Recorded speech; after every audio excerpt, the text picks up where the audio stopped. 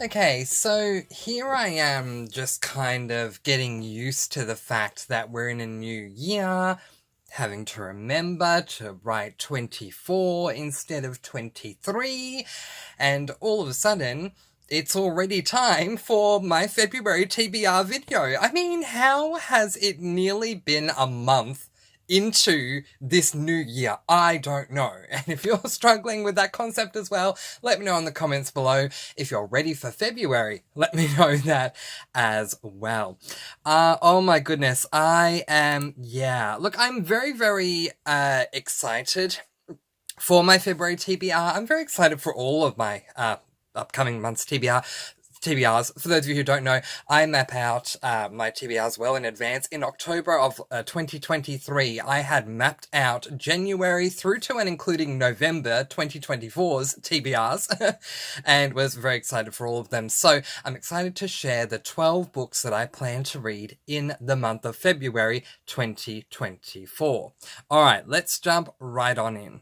So the first book that I plan to read actually, before I even say the first book, for those of you who don't know, I take every book that I plan to read in each month and determine their length, and I always start my month with the longest book in page count and end it with the shortest one.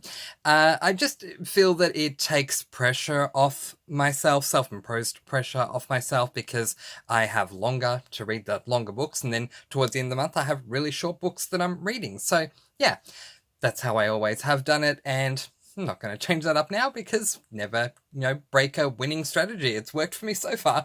So in the spirit of that, the first book that I plan to read in the month of February 2024 is this book, The Reckoning, which is the third book in the Zodiac Academy series. I have been waiting, and this is by Caroline Peckham and Susan Valenti, and according to Goodreads, it is a new adult fantasy.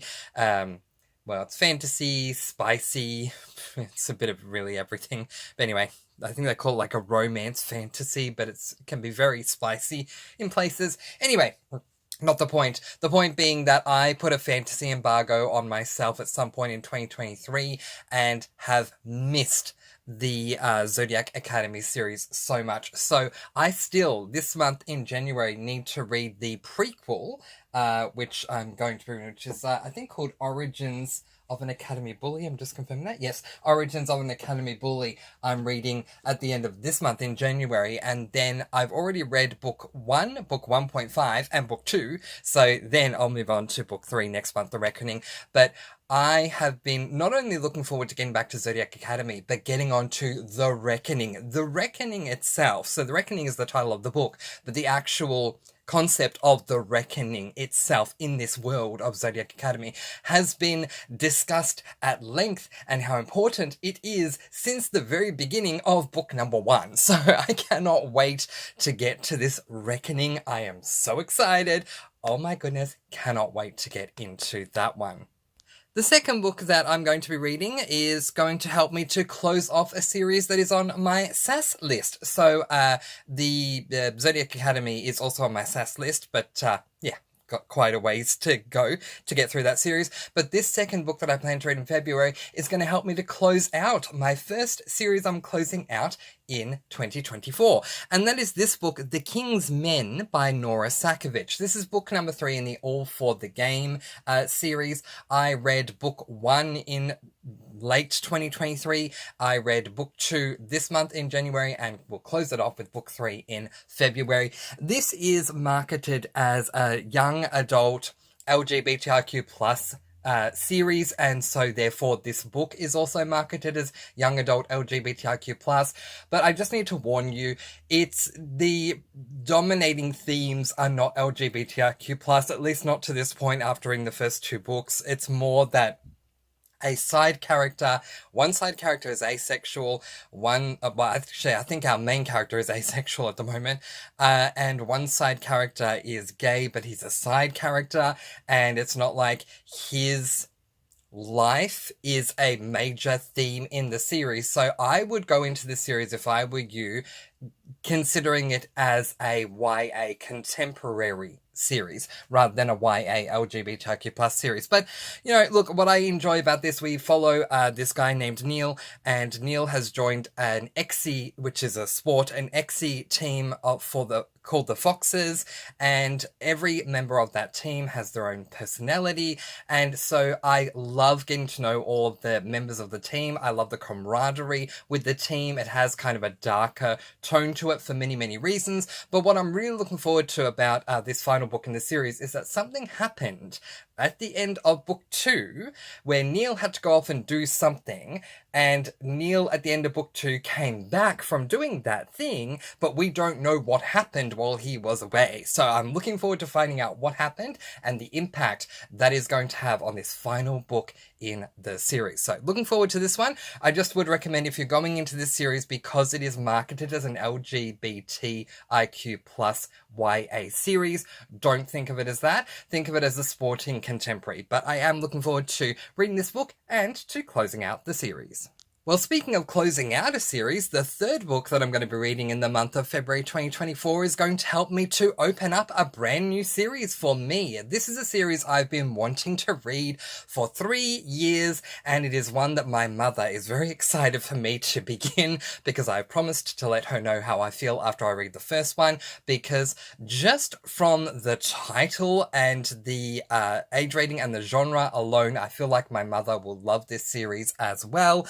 And so, the next book I plan to read, which will open up that series, is this book, Love and Gelato by Jenna Evans Welch. This is book number 1 in the Love and Gelato series. It is marketed as a YA romance or YA contemporary romance, something like that. It's really tough to ascertain because in the YA section it doesn't just say YA, it says YA contemporary, and then the first genre is romance. So I assume therefore that it's a YA contemporary romance, and I'm looking forward to it. All of the books in this series like have something, you know, each of the titles in this series have a very why is this hard to say?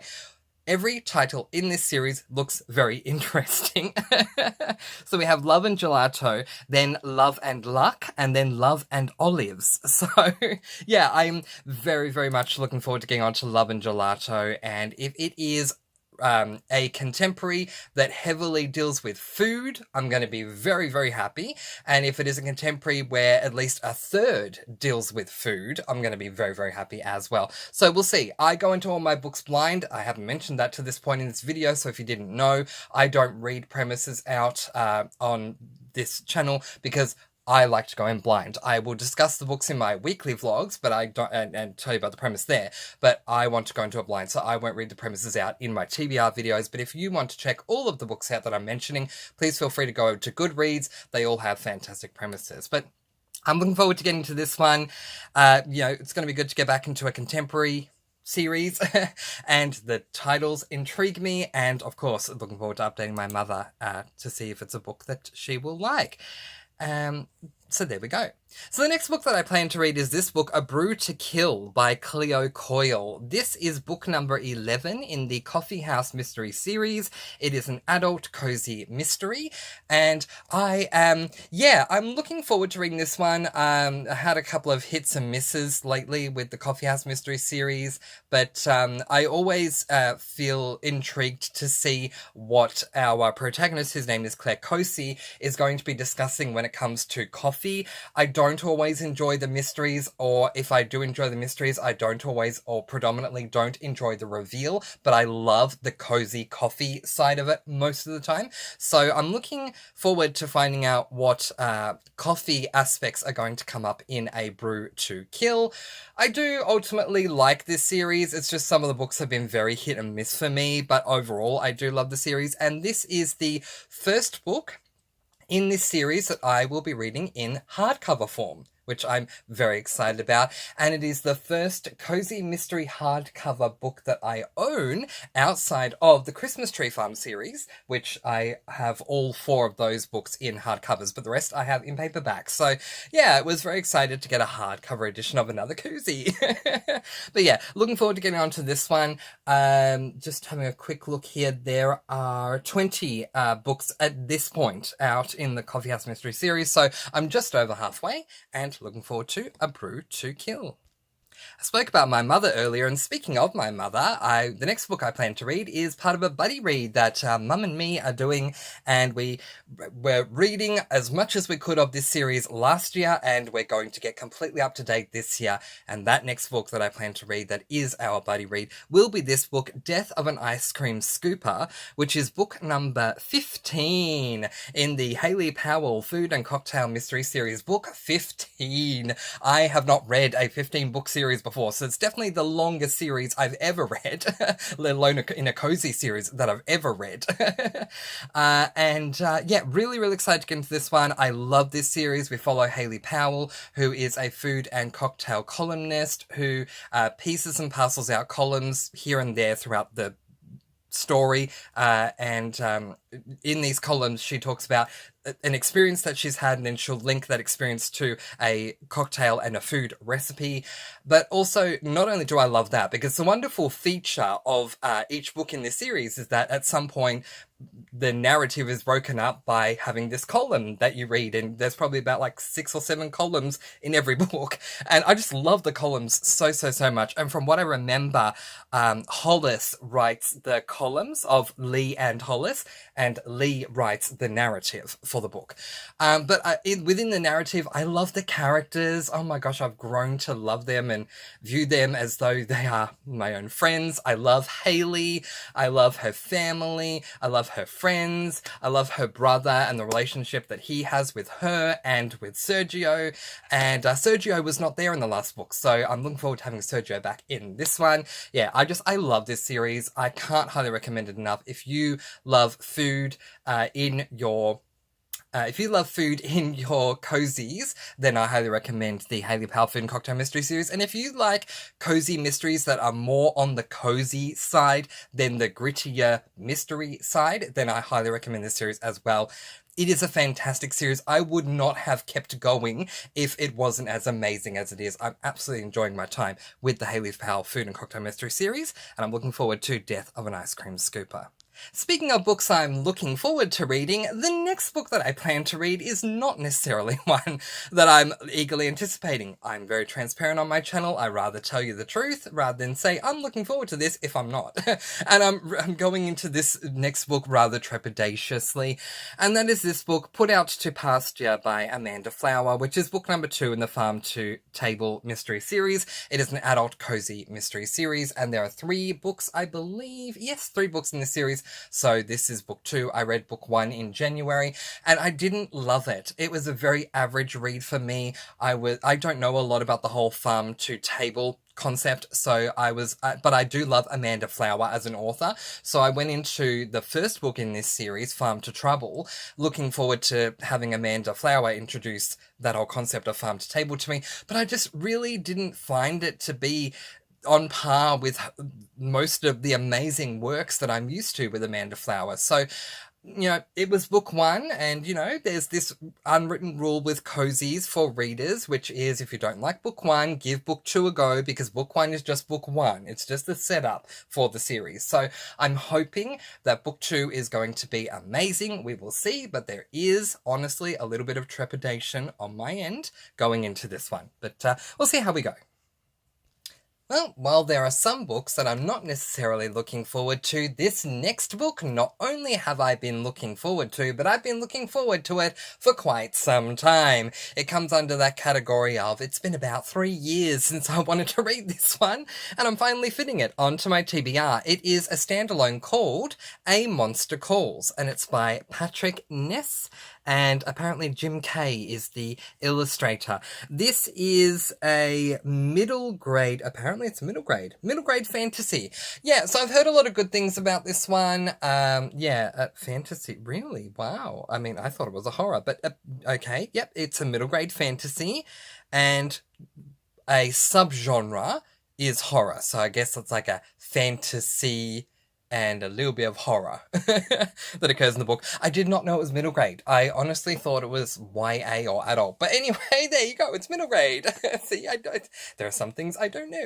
I really like going into certain books blind, but I've heard a lot of great things about this book. And as I say, I've been wanting to read it for 3 years. So I'm very, very, very excited to get onto this one. I say that I'm very excited to get onto a lot of the books on this TBR because I am very excited to get to a lot of them. But for this one, it's more, I'm very, very, very excited to get to this one because it's been a long time since I first wanted to read this, and now I finally am. So looking forward to chatting with you all about this one. The next book I plan to read is the start of a new series for me on my SAS list, and it is by one of my favourite all-time male authors, and that is Mr. Ian Rob Wright. So the book I'm going to be reading is this book, Seasick, which is book number 1 in the Ravaged World series. This is, I cannot see what the age rating is, but I'm going to assume adult, because all of his books are usually adult books. So I'm going to go out on a limb here and say it's an adult horror, because Ian Rob Wright exclusively writes horror, and I haven't come across any YA stuff by Ian Rob Wright yet. So I'm going to assume it's adult. It's an adult horror. And there are 3 books in this particular series, so I'm looking forward to getting onto this one. I am trying to catch up with all of Ian Rob Wright's works. He's written so many. I think I've read about 9 or 10 of his books to date, and he's probably written about 30, something like that. So I'm trying to catch up. And, you know, again, in the spirit of true transparency, some of his books I really didn't enjoy. I felt like they were honestly real duds, and I just, didn't understand, given what I have read from Ian Rob Wright before. I didn't understand why they weren't as good, but some of the books Ian Rob Wright has written for me are amazing horrors. And if you look at horrors from a neutral, critical perspective, I had, prior to Ian Rob Wright, come across a lot of horrors that I'd read that really didn't do what I expect a horror to do, which is to gross me out, creep me out, freak me out, convince me to leave the light on, or convince me I'm going to have a nightmare. You know, make me want to leave the light on, or convince me I'm going to have a nightmare. And a lot of horrors that I've read just did not do that for me. But Ian Rob Wright, with a lot of his books, have done that for me. They've done at least one of those things, if not more, if not all of those things, which is exactly what you want out of a horror. Why else would you pick up a horror book other than to read a horror? So I'm trying to make my way through Ian Rob Wright's books, and this is going to be my second series that I pick up from Ian Rob Wright. I read his Damien Verse series over the course of the last 2 years, and now I'm going to go into the Ravaged World series, so we'll see how we go.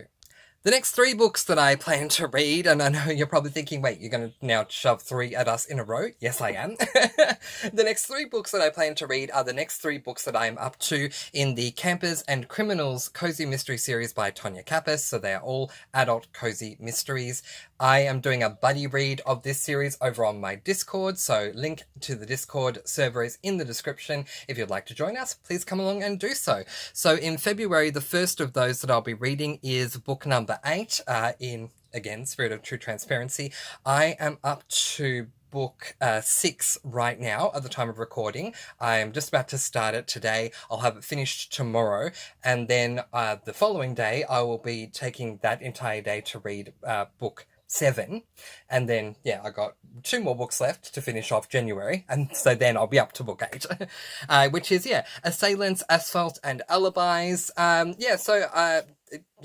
Looking forward to that one. We'll put the next book up on the screen. I'll talk about Campers and Criminals as a generalization overall once I've shown you all 3. So after Assailants, Asphalt, and Alibis, the next book I'm going to read is book number 9 in the Campers and Criminals series, Valleys, Vehicles, and Victims. And then after that one, I'm going to read book 10 in the Campers and Criminals series, which is Sunsets, Sabbatical, and Scandal. You have to love Tonya Kappas for her alliteration. They all have the same first letter in every one of the 3 words in every single book. So bless that. Yeah, look, this series has been up and down for me. Again, there are some absolute hits, absolute triumphs that I've read from Tonya Kappas in this series, and then there are other books that I don't love as much. I'm listening to this series on audiobook, and it is very southern. The accent of the narrator is very southern accent, which to me, look, and that's no offense to anyone who is a southerner in America and from southern parts of America, with the southern accent, but to me, a southern accent doesn't work for a cozy, but that's fine. I deal with it. I find a way to get past it, not focus on how it's being said, but what is being said, if that makes sense. But in saying that, going into the world itself specifically, we are in a caravan park, which is why it's called Campers and Criminals. We're in a camper van park, which is run by Mae West, who was left this park. She and her husband went through a very messy divorce. The one thing he left her was this caravan park that was completely run down. In book 1, she goes to the caravan park, sees it's run down, and is trying to do what she can to try and make it better, make it profitable, all those sorts of things. While she's there, she meets these 3 women, or it could be 4, I'm trying to remember how many there are, who are part of this laundry club, who meet at the laundromat and have fun times. And obviously, being a cozy series, there's a ton of murders that have taken place, and our main character, just like any main character in any cozy, Mae West in this case, becomes an amateur sleuth. One of the things I really love about this series is that every single book is incredibly short. They're all novellas, even the long ones. Like, seriously, the book, the one that I'm currently up to, which is 6. So book 5 is probably the longest book in the series, and that was still a novella. So they're very short, very quick and easy to get through. And I do love that. But yeah, I'm loving the campground. I love all the people that are there at the campground. I love the ladies, the laundry club ladies and all that. So yeah, I am very much enjoying the series, but I'm looking forward to reading a heck of a lot more as I go along, because I feel like I'll get even more invested the more I read, given that the page count per standard book in this series is significantly less than the page count of a standard cozy mystery book for each cozy mystery series. So yeah, I feel like I need more time with Mae West, but I am enjoying this series overall so far, and this series has will have a total of 36 books by the end of 2024. I think I've heard it's actually going to be more than that, but if we go off it being 36, that's why I'm trying to read 3 of them every single month as we go throughout the year. So if you want to join this Campers and Criminals buddy read with us, please do feel free to do so. We would love to have your company, and I'm looking forward to getting on to those next 3 in February. And the final book that I plan to read in the month of February 2024 is this book, 5 Go Adventuring Again by Enid Blyton. This is book number 2 in the Famous 5 series. It is a middle grade adventure book, middle grade classic, sorry. It was originally written as a middle grade adventure book, but they were published a long time ago and have stood the test of time, so nowadays they need to be given their dues. It is a middle grade classic book. I have probably read about 5 of the books in this series, and just to give you an idea, there are 21 books in the Famous 5 series, and this is one of them that I have read, 5 Go Adventuring Again, and I do love this book. This is arguably my favourite of the 5 that I read, because from what I remember, they're staying at one of the main characters' family homes, and while they're there, they find this secret way in the house. So yeah, it was just a whole lot of fun. But yeah, so I remember this one, but I'm more than happy to reread this one. I want to get through all of the Famous 5 books by the end of the year. It's just going back to my childhood. As I say, I've only read 5 of the 21 books, but still, those 5, I loved them all for all different reasons, and this one being the first one that's come up that I am rereading, because I had not read book 1 before, and I still haven't read book 1. What is book 1 called? Five on a Treasure Island. I have not read that one. And still haven't read it yet. It's the last book I'm going to read this month, in January.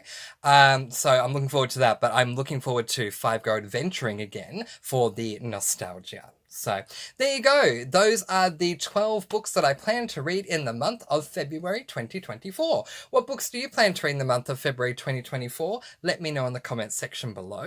But in the meantime, that is where I am going to leave it. Then you will go with peace, blessings, and so much love. Please do be kind and love one another and spread your sparkling energy all throughout the world.